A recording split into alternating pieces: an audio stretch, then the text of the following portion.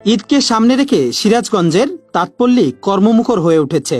চাহিদা অনুযায়ী শাড়ি, লুঙ্গি, three piece তৈরিতে ব্যস্ত সময় পার করছেন তাঁত মালিক ও শ্রমিকরা। এখানকার তৈরি শাড়ি স্থানীয় চাহিদা মিটিয়ে বিক্রি করা হচ্ছে দেশ বিদেশের বিভিন্ন স্থানে। তবে তাঁতিরা বলছেন, প্রতি বছর রং সুতা সহ উপকরণের দাম বাড়লেও কাপড়ের দাম কম থাকায় লোকসান গুনতে হচ্ছে তাঁতিদের। সিরাজগঞ্জ সদর, বেলকুচি, চৌহালি, এনায়েতপুর, শাহজাদপুর, কাজীপুর ও উল্লাপাড়ায় তাঁত কারখানাগুলো খটখট শব্দে মুখরিত। ঈদকে ঘিরে বাড়তি আয়ের আশায় তাঁত কারখানাগুলোতে শ্রমিকদের কর্মব্যস্ততা বেড়ে গেছে আগের চেয়ে কয়েক গুণ। তাঁতপল্লীগুলোতে নারী পুরুষের কেউ বা সুতা প্রসেস করছে, কেউ বা সুতা রং করছে, নাটাই গুড়িয়ে সুতা কাটছে, নলিতে সুতা ভরছে, আবার কেউ কাপড় ছেটে কাপড় গুছিয়ে রাখছে।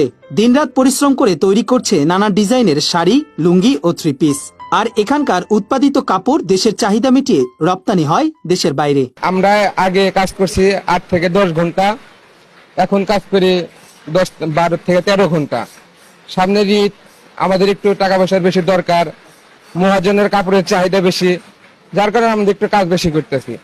আগে কাজ করতাম 8 থেকে 10 ঘন্টা, এখন কাজ করি 12 থেকে 13 ঘন্টা। এখন কাপড়ের চাহিদা বেশি, আর আমাদের খরচেরও একটা ব্যাপার স্যাপার, সামনে ঈদ, সেই জন্য এখন একটু কাজের চাপ বেশি। ঈদকে সামনে রেখে আমরা নিত্য নতুন ডিজাইনের কাপড় তৈরি করতেছি। এই কাপড়গুলা